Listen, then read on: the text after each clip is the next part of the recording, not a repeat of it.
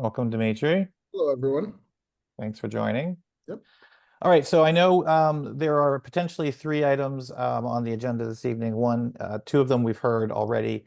It's the Hobart case where we're just getting an update on a couple of the questions that the committee had, and I'll bring Marty Sullivan up here in a moment.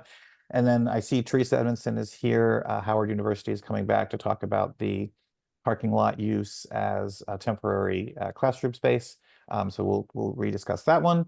And then potentially, I believe we're going to be joined by the folks from Macmillan, which they are going through a zoning change, I believe, relating to the required grocery store. So we're going to hear perhaps about that too, but I haven't seen that individual join us just yet.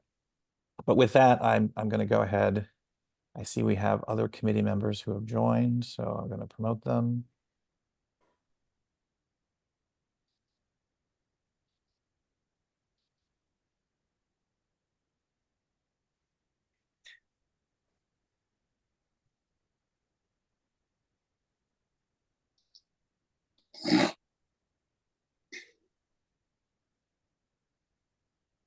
Hi, Emily. Yes, I just wanted to let you know that I'm here with Dry Island Real Estate Partners. Yeah, and you're going to represent the Macmillan case, as I recall. Yes, correct. Okay. I'm probably going to handle you guys last, if that's No okay. worries. All Yep. right, thank you. I'm going to put you back down in the normal Understood. Thank and you. bring you back. Sure.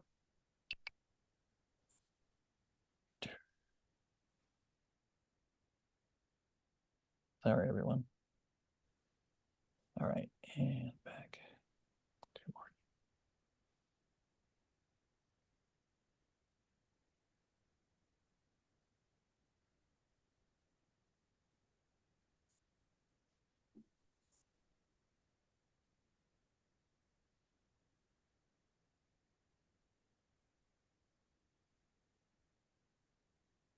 Good evening, Marty. Everybody.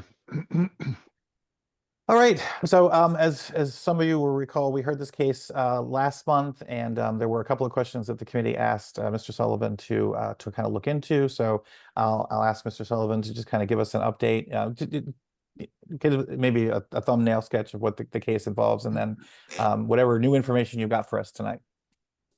Yeah, okay. So yeah, the relief being requested is a variance, an area variance from the 900-foot rule, because we have a lot that is not 2,700 square feet, but it's 3 units existing.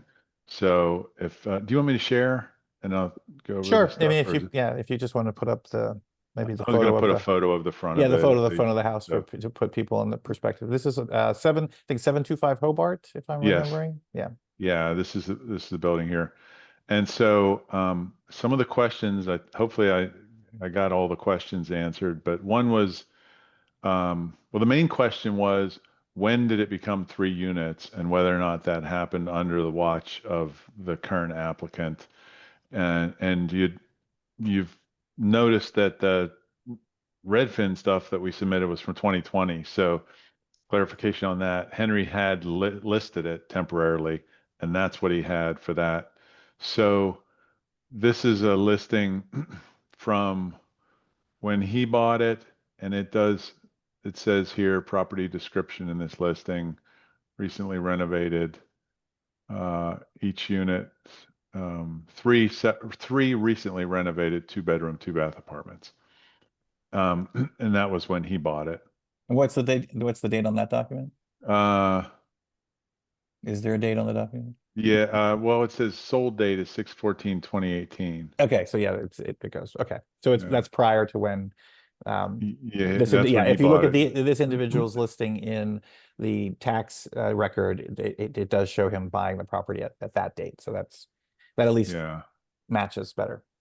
And then probably the best evidence we have is we've got an affidavit from one of the 3 tenants who was there. He's still there today, and he was there when he purchased it. And it just, Right. we said as little as we needed to say that I lived here when ownership changed hands. And so he's still there. And then we're going to file these in the record too. We have the 3 leases that were in place in 2018 Oh, as well. So each of these is 10 pages. So there's a lease here for unit apartment 1. And then on page 11,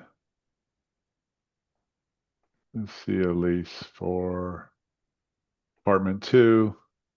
And this is Mr. Garcia that gave us the affidavit. And then on page 21, for apartment 3 here. Very good. And then there was a question about access and how every unit was entered.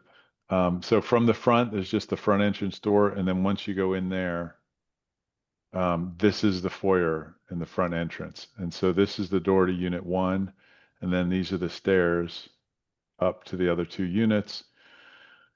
And you go up to 2 and 3, and then here's 2 and 3, they're separate doors. And when you go into 3, there's internal stairs to go up to the Okay. next level. Yeah, that is not these stairs, you know, in your plan sets. Can you go back to your plan sets? Yeah. And that might be why I was confused, because I And didn't see stairwells in the plan sets. yeah, I think I just used the plans from the previous case because my guy I don't think he had plans. Yeah, and what I'm guessing then too is that the stairs were perhaps added as well as part of this change. Because in the original plan sets for the BZA case, I couldn't see it unless I, just missed it. Yeah, he must have added those stairs. The previous owner must have added the stairs after that case. Okay. So that case I think was 2014, right? Yeah. Well, do you think that'll be an issue that you don't have a current set of plans as the house exists, as the homes exist? Yeah, it could be. I mean, Yeah. it could be it slows us down, not Yeah. derails us, but Okay. and I'm not sure if Henry has an architect or not. So I was hoping to avoid that. If But we it's just could, we'll have if to. I'm noticing it, Lorna John may also notice it. Yeah. Although I mean it shows Lorna's done, I Oh, I think. didn't know that. Oh, okay. Sorry. Yeah. She's usually a stickler for having a full record. That's all I'm saying. Yeah. Yeah, I think Oh, Lorna okay, so has those retired. they do show in this rendering. It's not it wasn't the plan sets that I looked at, but this okay. You got I'll something. yeah, I'll check that and make sure that they agree then if there's see what other plans are in there. This was the plans. Maybe it was in the I might have looked at the original BZA case. okay. And then so I think that's it. I think that was the main questions, the access configuration and the And timing then of with the the letter from the whether or current not it resident. was 3 units when my client purchased it. Thank you. I'm hoping the other board members were kind of following most of that. I know some of you were here. Does anyone have any questions or follow up to anything that we were just talking about? Michael, can you briefly explain, since I don't remember it, what was the original BZA case for? It was to create, let's see, what did they need It do you was remember, lot Marty? occupancy. It was Was it lot it was a lot occupancy for yes, I think that was stairs it. Yes. outside It was a lot exterior? occupancy issue. But it was for two units. And again, from the plan sets that I could read, the upper 2 floors were combined with an outdoor stairwell, but I didn't see an indoor stairwell. Again, maybe I just missed it in the case because I thought that was very strange. So But in now, that sense, go ahead. then the original person who owned it went to BZA just to sneak under the radar and then went ahead and made it into 3 units because he probably thought he couldn't do it. I would think that that's what's happened. I mean, the idea that those top I 2, remember yeah, there was a whole lot of back and forth with this property, especially the outside gate and all that stuff. So I just wanted to clarify that. yeah, thank you. Anyone else? All right, let me just double check if there are any other. So if there's anyone here, and it looks like the other people are here for other cases, but if there's anyone on the call that wants to raise their hand because they have a question from the community, please raise your hand and we'll recognize you. Give folks just a moment. All right, I'm not seeing any. So unless Let anyone, me ask go one ahead. more follow-up question. I know we talked about this last time, but I want to make sure I'm correct. Marty, this is as a old zone for 3 electric separately, right? Yes, they're one for each unit. I asked Henry about that, and he said these are each for the individual units. There's not a That fourth was one one of for the the, things we talked about at the last meeting. I just wanted to yeah. make sure that was correct. Great. All right. Well, just for anyone who might be watching this later on and is wondering, we don't certainly love the idea that we're going to perhaps support, putting in 3 units where there should only be 2.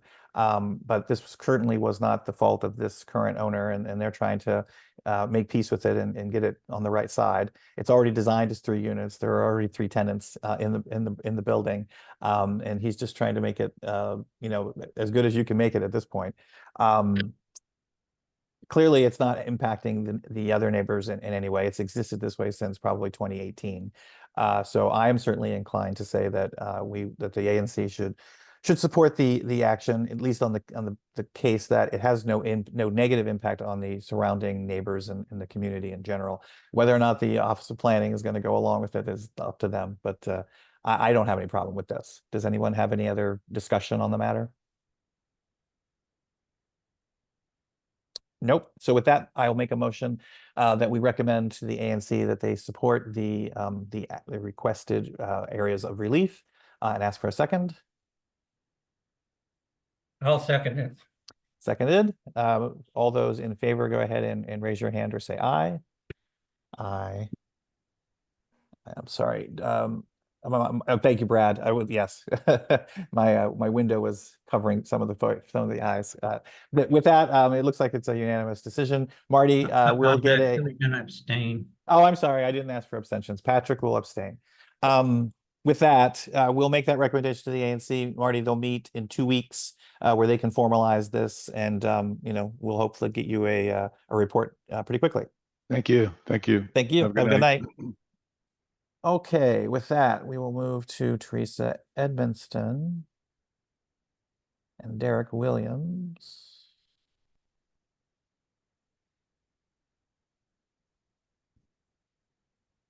Moving right along.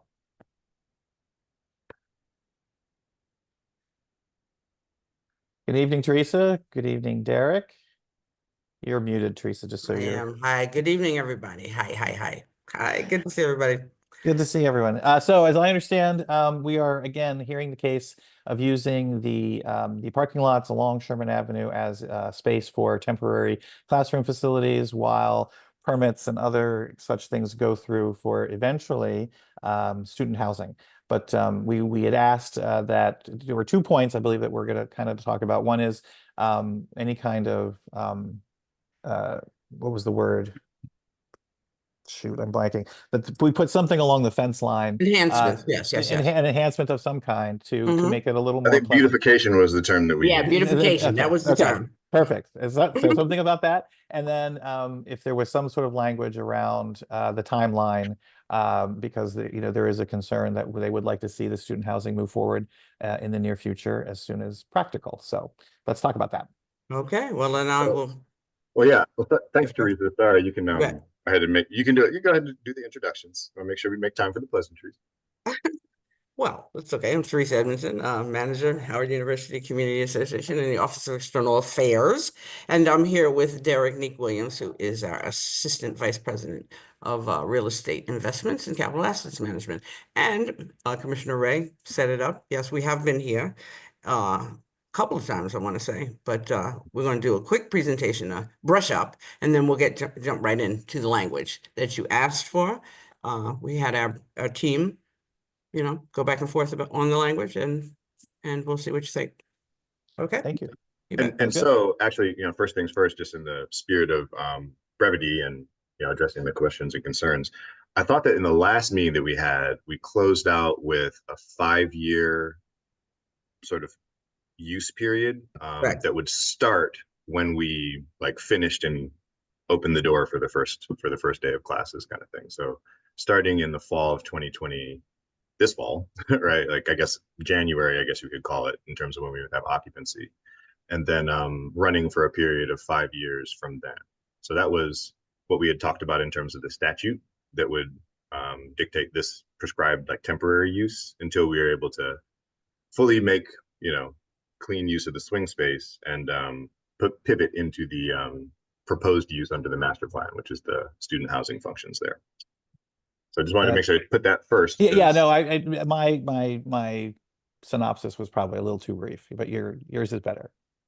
No, I believe at the end we were sort of like, can we, because again, our council does have to file a supplemental to like, change that, and want to make sure that we agree on all the language before we went ahead and did that. So just to be clear, 5 years. And then what I'm gonna do a screen share one here so I can, this language is always. Derek, it was 5 years with a renewable term frame. Is that in your language? Yeah. Like, at a point of 5 years, we would come back to you guys and say, hey, we need an extra year or an extra 2, or hey, we're getting ready to knock these down. No issue. Does that make sense? Yep. It does. Great. All right. So you guys seeing my screen? We do. Already in June. Wow. So, subject premises, as we all know, and then all the lot and square numbers that are pertinent, the exhibit from the master plan that shows the existing uses on the site, as well as photographs illustrating, the existing conditions, both north and south of the location. Obviously the prescribed use in the campus master plan being, some student housing with some ground floor amenities. And then the conversation that we had about parking, just highlighting that there are about 50 parking spaces that will be affected, and that the parking agreement that we have with the 930 Club for evening use should not be affected based on the total number of parking spaces that'll still remain on the site. But if it is at any point affected, for example, during the construction period because of laydown, et cetera, the agreement that we have with 930 Club is a parking radius agreement that would provide a certain number of spaces within a certain mile radius of the existing site, their location. So there are other parking lots that we have nearby, actually just to the south of this on 9th Street, for example, or sorry, on 8th Street, sorry, in this location that we can use for swing space in the meantime until the space is, returned back to the ideal condition, which will have, just shy of the 178 spaces that it has right now. So jumping down, this is the new modular that we discussed, adding to the sort of assembly of modular buildings that we have right now. And this one specifically is outfitted with laboratory functions, as well as general purpose classroom, but mostly lab functions to accommodate the instructional labs in physics, which are dry labs that don't have major chemicals or things of that nature. Then there also is the proposed landscaping and site plan that has some green space and the walking pathways, et cetera, as well as some presumptive fencing locations, et cetera, that we'll continue to work on. So that brings us to the language surrounding site beautification. And so this is something that we intend to put into the filing, and then obviously want to ride with the as one of the conditions of the approval from the zoning commission. So ultimately, this is fungible. We can modify this however we like, but we thought we'd take a stab at putting together language here. So I'll just read it out in terms of site beautification. Highlight that there are buildings on the northern edge of the south lot, as well as the existing north. So just governing, like the locations in particular. And then noting that, fencing that will be around the site will contain graphics and imagery displayed on custom printed fence wraps as a concept, like specifically that's something that you guys had asked for, and that we'll have additional site graphic elements. And we use that term to kind of reference other visuals, signage, wayfinding, murals, things of that nature that will be located as part of the final design concept. And so also, integral to this is actually engaging the student body on this. And so ideas and input we're seeking from the university students who will contribute to the design concepts for the installation content. So that will include signage, wayfinding, art, murals, site amenities or furniture, et cetera. So student ideas, work, and voices will be integral in the process. So I'll pause for a minute on this and just kind of, highlight that we'll likely be working with the architecture department, but also want to integrate some of the students from the fine arts department, given that the sculpture studio building is actually in between these two modular sites. And so while the site will be used by physics, there is a current load of students that actually traverse back and forth for sculpture and other equipment access. And so bringing those students into the fore will enrich this from an art perspective, from a creativity perspective, but also it'll directly engage the very students that are using the site proper in total. So also, jumping down the list here, this is all intended to, that the content create a sense of place and be reflective of the site's educational and research activities, the rich legacy of the university, and the vibrancy of the neighborhood. So the physical parameters that will guide the concepts include screening and covering of the fence, recognizing the pedestrian circulation patterns, particularly, the connective tissue that needs to bring students back and forth across the Banneker recreation fields to and from the central campus. And also signaling a university presence along Sherman Avenue. I do have a highlight there that, portions, we did consult briefly with like the Department of Public Safety and our campus police folks, where like a full screen that goes all the way around that has no transparency would create some visibility issues for like patrol vehicles and whatnot that are passing by. So we need to kind of truncate that with some transparency so that, just what sight lines and whatnot are maintained for patrol vehicles. So in addition to that, just highlighting that the installation is intended to contribute to the experience of the immediate users and the surrounding community. And so process-wise, this is something that we'd engage with the students in the fall, just given that, of a summer session, which is kind of light in terms of the number of students that we have on campus. The actual work is expected to start and go in place close to the end of October, November. And so that gives us a good amount of semester runway to run a process. But we're also looking at how to structure this with faculty and with students in a way that's meaningful to the students, but actually also incentivizes them to participate. And so we looked at options like, for example, direct curricular enhancement, et cetera. I think what we're landing on is a hybrid model where we're actually going to have some students gain internship experience through this process and actually, be assigned this as a project where they'll be compensated for the work and also have some resume components to it as well. And they'll be responsible for, working with the student stakeholders from the other constituent groups to kind of corral information together. So I'm probably going a little bit too far into the student side of things. I know that's not necessarily all of y'all's interest, but I will say that is something that we got really excited about in the process. So I think obviously it goes without saying that we would naturally come and present and continue to present the findings and outcomes of this process to the ANC as we go through the process to make sure that what we ultimately end up with, you guys look at and, we're all on the same page about. So that's something that we want to continue through the fall semester, but definitely want to culminate probably in late September or early October timeframe at, some sort of an event or activity that would be a good choice, if that is your interest. So again, I don't want to encumber your time unduly, but at the same time, want to put it out there as an opportunity for you. So with that, I will shut up and see what your reactions are to the thoughts there. Thank you, Derek. And no, I don't think you went in too much about the student portion of this. I mean, you're a university in the end, and I think I think you've taken what was a basic kernel of an idea and really made it something important and special. And I think it it's better for both sides this way. But I'll see how my fellow members think. Patrick, I see your hands up. So excuse me. I will second what Michael said. I think from my experience in dealing with these projects, you've gone the extra mile, Derek, in attaching and really listening to the input we took. And I'm glad that you are thinking about security, because that was a concern that I had last time about putting too much up and blocking too much.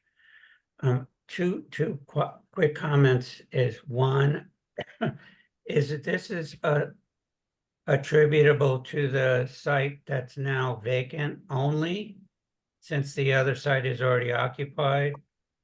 But the request from the zoning commission is to do both sites at the same, correct? Correct. Yeah. So it would be the South Banneker parking lot as well as the North Banneker parking lot. Okay, Correct. so then my second piece to that is on the, I don't know whether it's the north or the south, the one that's got the buildings already on it now. I say this as nicely as I can. It took a long time for the fencing that was supposed to go up to be completed. I mean, it took a long time. There was big gaps in it because of issues that you guys were having And there were people going in there and walking around with their dogs and doing all kinds of stuff. And I know you and I talked about that more than once, but my real question is, since that is already a done deal in the sense of having the fence already up, is there a possibility that you guys could consider putting in some low-level tree or bushes on the outside of the fence that people walk by to also beautify that a little bit more? I don't think you need to do anything with the fence per se, because I think it's fine. But I think that it needs a little bit more attention on the street side. Got it. And yeah, I can confirm that we can definitely look into plantings, and hedges and whatnot along that Sherman Avenue perimeter. And I'd imagine on the north side, but I'd imagine that that's something that we'd want to bring into the south side as well. So again, that's something that would be subject to the process that we talked about with the students. We can put it in there as a bullet point that's like, hey, this is a must-have in the whole scheme of the assignment. Does that make sense? That That's works. great. And Okay. Tony, I see your hand.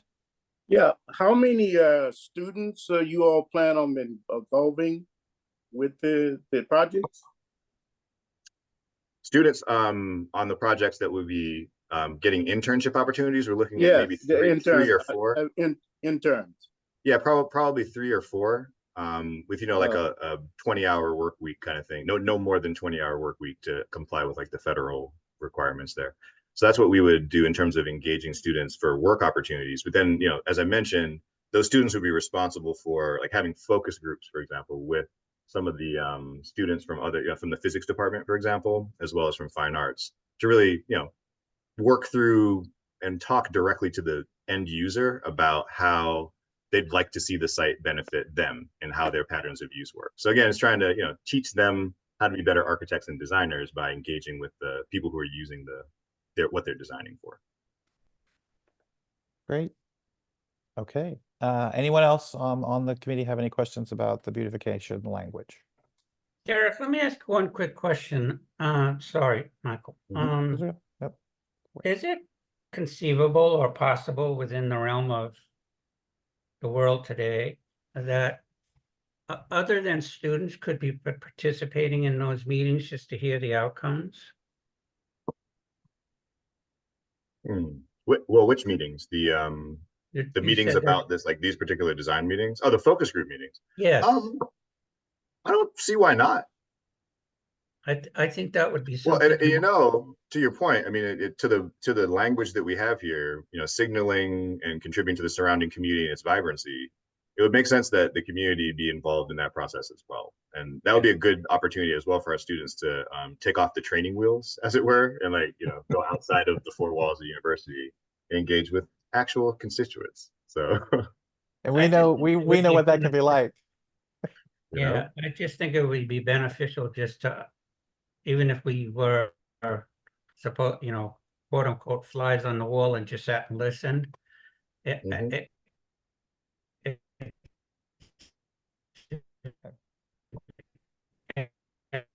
educational experience, and I think that it's helpful for them to connect with your students and faculty.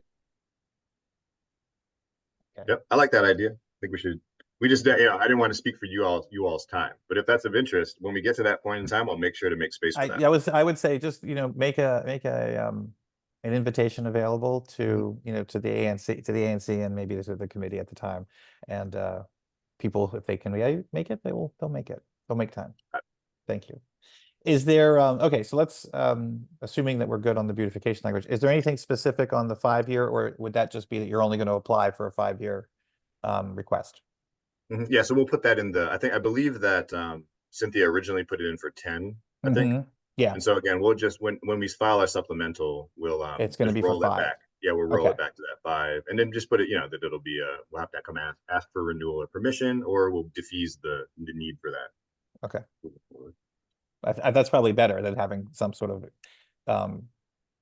more complicated language. Just saying that you're only asking for 5 years at this point is more in line with what the hope would be is about getting that student housing up. Does anyone have any questions on that issue, the 5 years? So effectively what they're saying is that they'll be able to use this site for temporary student housing for no more than 5 years without then having to get some sort of extension. Michael, I'm assuming that you're gonna put that into the 129 or whatever the By the form way, is. we'll put in that again, it'll depend on when the supplemental gets, if his supplemental is already in and it says 5 years, then we can certainly put in that part of I our, think put it in regardless, because yeah, I was gonna say, it'll, we'll that way put it'll it just in. make sure that it lines Yeah. up. Yeah. That we had this issue on beautification, we had this issue on timing, and then we can explain that we've reached consensus, which is great. Anyone else have a comment? All right, so just as before, I have to say it, even though I think Emily is the only other person watching. If there is anyone in the community that has any questions, you can please raise your hand, and we can recognize you to ask away.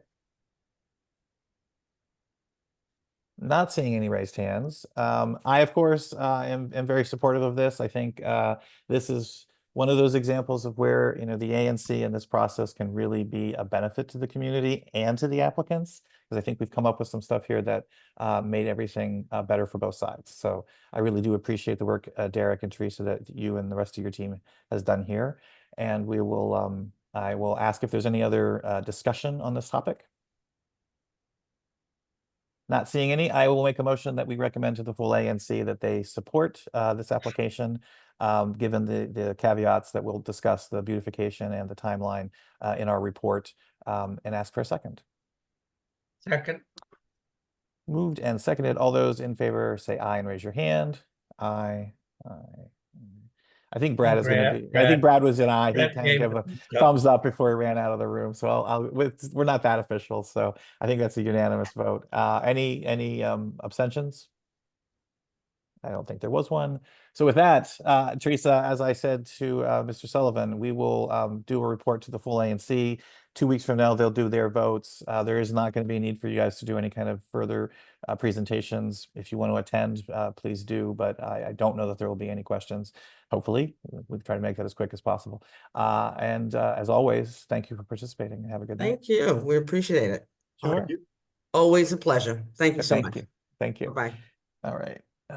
Just double checking. All right, our final for the evening, and we are just trucking along, guys. I'm loving it. Is from Emily Alexander, who represents the firm that is developing the current McMillan site. Technically, ANC 1E is an abutting ANC, so we come right up to the edge.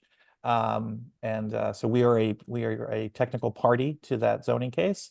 And Emily can explain what they're doing, and then we can see if we have any comments or feelings on it. Go ahead, Emily. Thank you so much. I believe I've met some of you before through the MAG and other organizations, and Bloomingdale Civic. But so I've also presented a version of this once before to ANC 1E, but just wanted to re-engage to get your guys' support for our zoning hearing coming up on July 17th. I'll try and run through this relatively quickly, but have plenty of time for answering questions at the end. If you, a little bit of background for the project for those that don't know, this has been going on for longer than 2008, but Gyro Lynch and EYA were selected in 2008 with Trammell Crow to develop the McMillan parcels, now known as the Reservoir District. And then the zoning original PUD was approved in 2014. And a lot has happened since then. There were several appeals. So closing did not happen until 2022. Unfortunately, in that time, we had one grocer, lost that grocer, had another grocer, and then lost them shortly after the land disposition with the city. So since November of 2022, we've been working on getting another grocer, as that's one of our requirements for opening our parcel 4 multifamily housing. We did secure another grocer. We have an executed lease. We aren't announcing that until kind of everything is, or announcing who until everything is kind of in the clear. So we've had the zoning hearing and have everything else ready to go. As anxiety from our past traumas of losing grocers. But when we secured that grocer and began lease negotiations, we also began redesign. The biggest change being the grocer. So this is pretty detail heavy, but high level. There were no 50,000 square foot grocers, which is what the previous PUD required, that were interested in the site once the second grocer walked away. We marketed it as any amount of space to any grocer who would be interested. And after about 16 months of marketing, we got 2 grocers who were interested in the 20 to 25,000 square foot range and selected the one we thought would be best for the site, and started redesigning around that grocer. We are requesting flexibility, again, based on the trauma that we've had, that if we lose this grocer, we're able to shrink that grocer further down to 10,000 square feet. And we have some examples of what that means further in the presentation right here. So 10,000 to 15,000 is a streets market, a Mom's Organic, a Yes gets even smaller, a Whole Foods Daily Market. 15 to 30, which is where we're at right now, is a Lidl, a Sprouts, and Aldi, Trader Joe's, that type of thing. And then 30,000 plus is the Wegmans of the world, even larger, the Giant, Harris Teeter, Whole Foods, and that type. And those 30,000 plus square foot grocers just have not been opening in DC, with the exclusion of Wegmans and the Whole Foods in Zone 1 that you guys got. This is also a map that kind of shows the grocer density changes over the course since the original PUD was approved to now. So the blue dots are what was existing in 2014. We lost the Shoppers, I believe it was, in the development site with the Alamo Draft House, but gained the Trader Joe's and the Whole Foods. So the need to service has shrunk a little. And that's another reason we haven't gotten the same interest with the 50,000 square foot grocers. So that was the impetus of this PUD modification. And then because of that, we've asked for a couple different changes and flexibilities, with our base design being this 325 unit building for parcel 4 with the 22,000 square foot grocer and 30,000 square feet of other retail. So the entire North Service Court and turning the corner onto 1 Quarter Street, I believe it's Hazen Court, to be retail rather than kind of grocer wall. It previously had a portion that was senior affordable, and we've requested to move that to its standalone tower in parcel 2, which would allow us to increase the amount of senior affordable units as well as keep it on an independent timeline. Again, in case the grocer walks away, in case there's issues with DC funding, both the grocer and the senior affordable can move independently of each other as fast as possible for each of them. So that big senior change is increasing. It was 85 senior homes with a required area median income of 50 and 60% AMI, and we're proposing 135 senior homes ranging from 30 to 60%, so deeper affordability levels as well. We also removed the connecting bridge, and HPRB has approved that change and are excited about it. I don't know if everyone was super thrilled about it. I wasn't on the project at the time, but this allows a clear line of sight along this 3 Quarter Street. I'm blanking on the new name for that street, but versus having an obstructed view with the bridge connecting the 2 buildings. Outside of that, there's some changes in building height to allow for managing of the loading docks and a little bit more flexibility to squeeze everything in. And then parking has reduced slightly to accommodate the change in programming, but is still well above zoning requirements. So the summary of the modifications here, parcel 2, not much change in retail, a little bit of an increase in the quantity of homes here. Again, the affordability is increasing overall between the 2 parcels to have the 135 senior homes. The bridge, a little bit of height change, and then the parking reduction. And then over on parcel 4, not a significant decrease in overall retail, but a decrease in the grocer size, an increase in the amount of homes, and a removal of the senior affordable over to parcel 2. And then no massing changes here but some height change to manage the added residential and loading issues, and then a slight decrease in parking. We are asking for a decent amount of flexibility in this. Originally, we had asked for 6,000 square feet for the grocer, but with the community feedback that we heard, we increased that to 10,000 to get us in that range of the streets and yes, rather than the even smaller grocers. We are also requesting flexibility that if the retail is unsuccessful in its leasing, that we can reduce it so that we can activate the space and have it be activated as residential. There would still be retail in parcel 2 and parcel 4, just smaller amount, which in turn affects our residential unit count of plus or minus 10%. Base affordable housing flexibility, we're asking for the flexibility to reduce the senior housing building back to 85 units as a standalone, in case the funding in the city has constraints. That would mean that the additional housing that was previously identified in parcel 2 would be added back in. So we would never reduce the overall affordability of the site, and we would maintain what was previously approved at a minimum. Another kind of odd flexibility we're asking for, but with the changing market, we want to make sure that we don't have to go back and go for another PUD mod if some other pandemic happens and we have to pivot again. Hopefully not pandemic for this one, but parcel 2 west, which going back a little is this building right here. We're asking for the flexibility to potentially make that lodging a hotel. I'm from Boston. The medical world usually needs a lot of lodging, and there isn't any in this area. I also live near it, and there isn't any in this area, and having additional hotel we think would be a good opportunity, and would like the opportunity to pursue that if it becomes available without having to go back to zoning. Minimal changes to design, but we're asking for flexibility on where the exact entrances are to maximize our opportunities with retail and residential.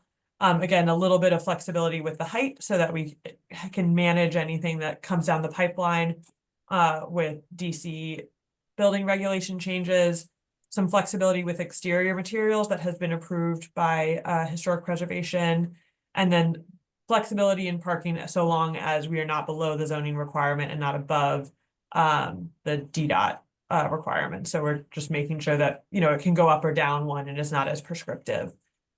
Some frequently asked questions we've been getting: what was the grocer size before, or that we will provide? Hopefully 22,000 square feet, assuming that we don't lose this one. Why did neither one work? The years of delays played a big factor. Harris Teeter had been announced. We had an NDA for the second one, but both had changes in their national plans during the delays, so walked away separately. And that kind of addresses the third question as well. Again, why we're requesting the flexibility, as I mentioned, we have anxiety and want to make sure that we can make this project move forward as quickly as possible. Yes, I don't see your name, but iPad, you have your hand raised. Tony, yeah, Tony. Go. Thanks. Tony, did you want to ask a question, Tony? You I raised your would, hand. could they finish the presentation or? Okay, sure. Yeah. No worries. What type of other retailers will you have? We'll be targeting a mix, as we do on all of our projects. We target a mix of local and national retailers. We are heavily pursuing pharmacy, as that we know is a desire for the community. Right now, there aren't any that are expanding, so we haven't been able to secure one in advance, but we're hoping as the building progresses, we'll be able to get one.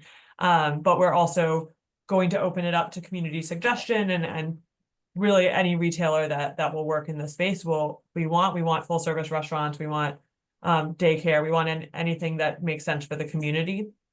When will the grocery store open? Assuming that all goes well with zoning, we will open in 2028, the whole building and grocer. So it is still a couple years away, but hopefully sooner rather than later.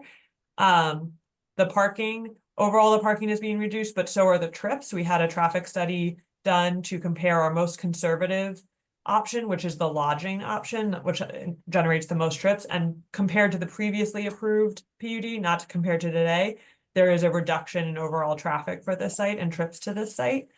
So parking is reduced kind of to meet that.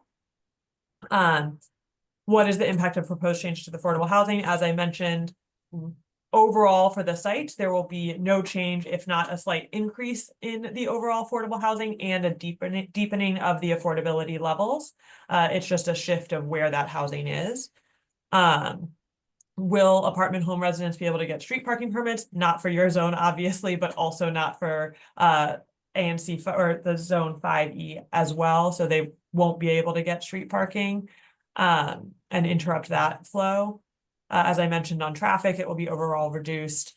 And the main reason we're doing the affordable standalone is to allow for the flexibility again to move forward on either project as the funding is available for private or public projects.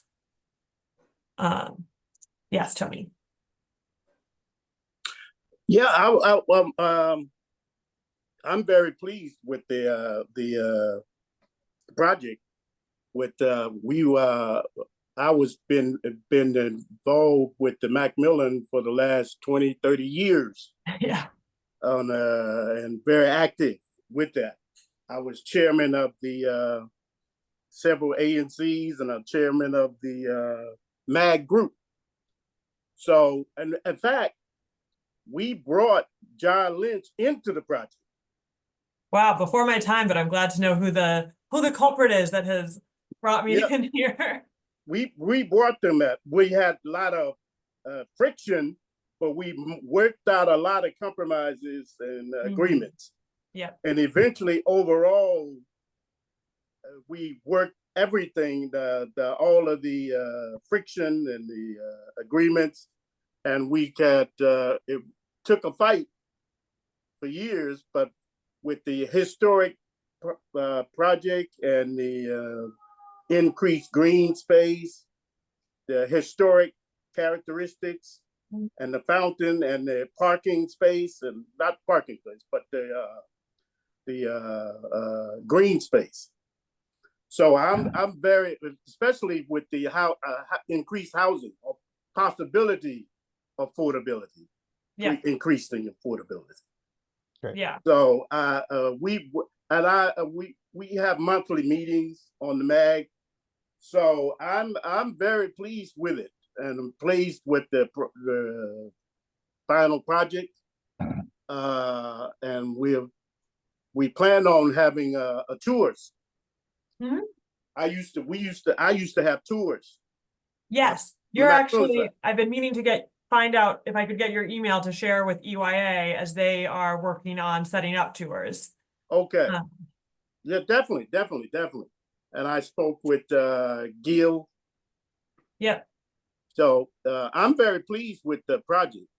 Everybody think we have a lot of opposition, but we worked all of that out. Yeah, I got the easy part. Yeah. So I'm very pleased with the project and the grocery. So I'm very pleased with it. Glad to hear it. Thank you, Tony. Just a clarification, if the flexibility for the lodging use is used, that also does not impact the number of the affordable units? Would that be the overall case? percentage? Yeah, if we're able to build the 135 for senior, it wouldn't affect it. It wouldn't affect the whole number. If we are unable to get the funding for 135, then it would impact the percentage. So that would still be 85, but the overall site is like 21%. Okay. And so there may be a decrease in that 27 number to accommodate. And what is the total, because I'm just thinking about long-term viability of a grocer at that location. What's the total number of units on the total site when it's all said and done? Generally, I mean, is it? Yeah, assuming max on all counts, 585. So pretty substantial. And the townhomes right there, Trader Joe's is a great addition, but it's still not quite as close as Yeah, yeah. around the Well, corner. yeah, and that, I mean, the walkability from there, although it's, you know, it's nicely in the center, you've got a kind of some very busy roads, and Yeah. and the reservoir itself is in the way. So you need your own, Yeah, yeah. So, okay. And the Great. medical center, like we do have our own residential core, and then medical center core as well, you know, before you go home kind of grocery Oh, shopping. that's a good point. Yeah, for people, yeah, or on their lunch and they would just Yes. walk across the street, which is good. Yeah. So it was the affordability, and then on the you mentioned the parking, which, you know, I'm actually all for reducing as much as we can, because it only increases the trips. But you said that there won't be any RPP is really what you meant, is no one is going to be able to get an RPP sticker. Is that Correct. because the streets in that zone will not be RPP blocks at Correct. all? That's how they're Correct. keeping it out of the system. Yep. Okay. And then my final question is, again, we're in the budding ANC. This is not our ANC. How are our friends on the other side of the Sure. street? Are they in support? Have you already gotten that vote, or Yes. you still Yeah, working we it? got that letter of support a couple months ago, actually. I had Okay. reached out to ANC 1E, but my emails were getting caught in the Spam. ether. Yeah. But yes, we've gotten their letter of support, and we are continuing. I think MAG supported us through that letter of support, but we've also got, once the zoning hearing announcement came out, we got some more rumblings on listservs that our own zoning attorney was on. So we have had one smaller neighborhood community meeting, and then have one scheduled, and I can send you the information for this, for virtually for Monday, the 16th, and then in person at the EYA model townhome on Tuesday, the 24th, so that we can answer questions for the hyperlocal community that may not make it to the ANC regularly, or participate in the MAG or Bloomingdale Civic Association, because we know that this is a hot topic and has been for over 20 years. Yeah. We want to make sure that we're clearly stating what our goal is, and not letting kind of the confusion of the zoning hearing notice, which is very vague and very high level, Yeah. mess with what our actual plan is and what the actual flexibility is. Great. Thank you. Mhm. Do any other members of the committee have any questions for Emily? I see Brad's hand. Yeah, I can't. I don't. Can you actually put the question, your presentation down? Oh, Then yes, I'll sorry. see. Then I can see more people. Thank you. Yeah. Go ahead, Brad. I have a comment. I'm not quite, I have mixed feelings about your proposal. That's okay. And that's based on segregating the affordable housing from the market rate housing. And that has great social urban impacts here. So you segregate all the affordable housing from the market rate housing. There's, as you well know, there's a racial component to that. Most of the affordable housing residents will be African American or people of color. The majority of the market rate housing will be probably young white folks. And you purposely, architecturally, urban design made a segregated community. I liked the idea when it was mixed, the affordable housing was mixed with the market rate housing. Therefore, you have the races, the age, the income brackets all mixed up, which makes a healthier, richer urban environment. Now, I do like that you are able to increase the affordability, but you did it by penalizing and stepping backwards to a segregated area. And so I have problems with that. Yeah, I understand. Just to add some clarity though, the previous approval, although it was within the same parcel 4 building, it was its own lobby and own tower. Because it's senior affordable, it has to be fire separated and act as its own building. So the difference in practice is that their front door is not, 20 feet away horizontally on the same facade as it was, as a market rate building, versus it's across the street, across a small, two lane alleyway, basically in parcel 2. So we did try and minimize that and still have it be a mixed income community. Not, yes, the building is no longer abutting basically or on top of a market rate, but it is still a mixed income community because we do understand the importance of having that mixed income from market rate to 30% be as close as possible. But there was they were always a little bit separate. We are also, this has been announced, with Councilmember Parker has introduced a bill to have a tax abatement for the property that would come with 80% units, a third of our market rate units being set aside for an average of 80%. So that would increase the affordability of the whole site to 50% from 20%, which is a massive increase.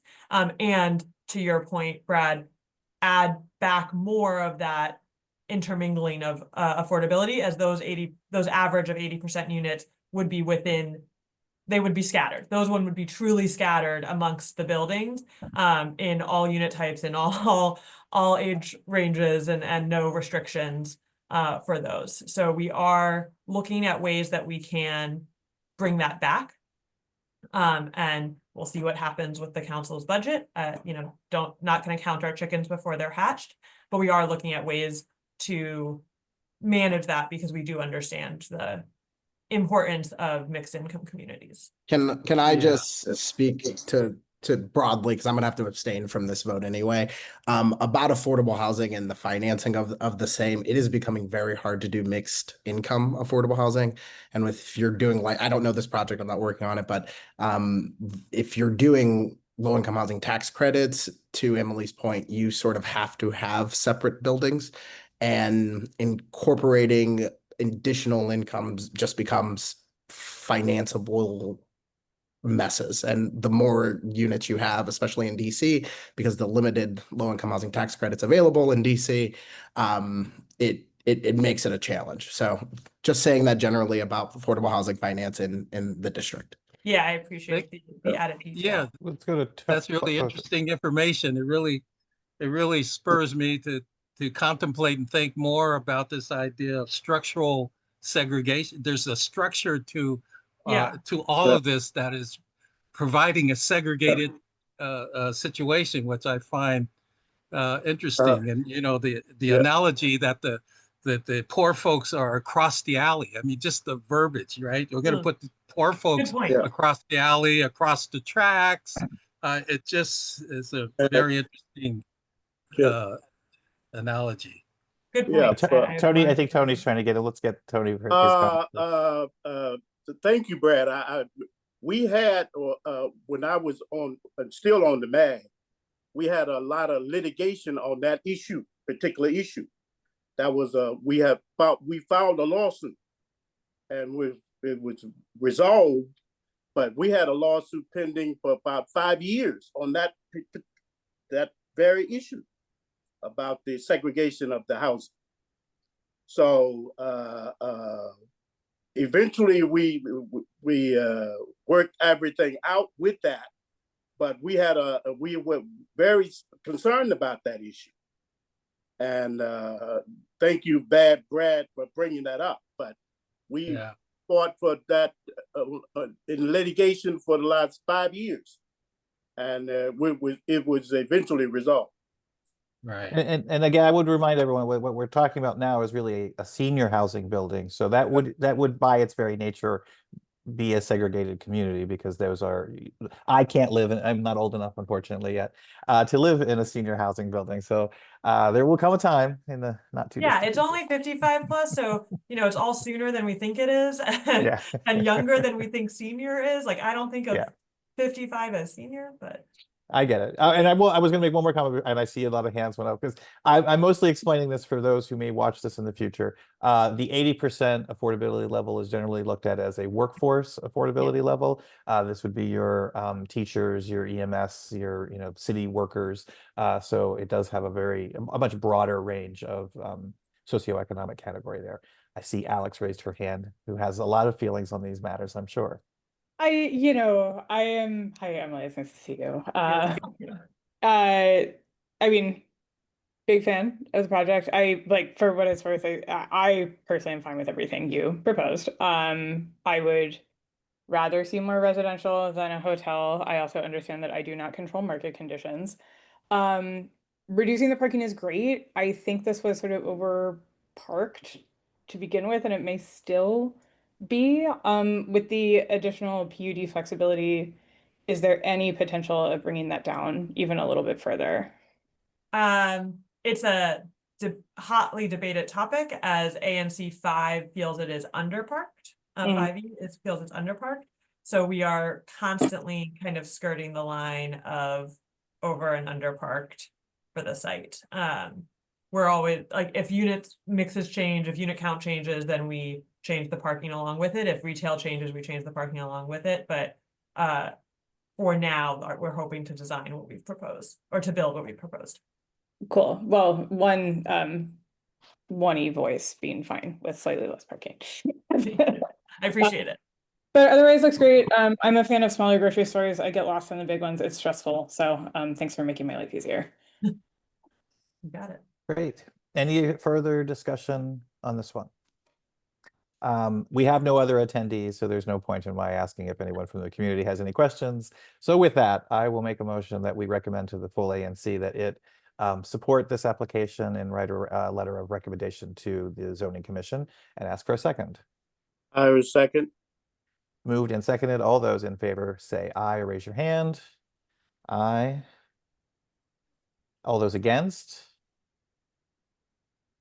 Not seeing any against, and all those abstaining. I know Dimitri said he's abstaining. Brad Garrett is I also abstain. abstaining. No problem. I understood. All right. With that, we will make that recommendation. The ANC will meet in 2 weeks, where they can formalize their vote and then send in its full report before your hearing, Emily. And But would you thank like me to send you, Michael, the community meetings that we're holding? the Yeah, information? let's do that and copy Brian Footer as well, so he'll make sure that the other commissioners are seeing it as well. So Great. Thank you so much. and Tony, I think you already had my email. I think I had, it's all in the mag and there's so many that I didn't know which one where you were. Yeah. TBNorman29@gmail. V or B? V as in TBNorman29@gmail.com. Great. Thank you so much. perfect. And with that, we are done for the evening. Thank you all very much for your Thank you. participation and have a wonderful rest of your night.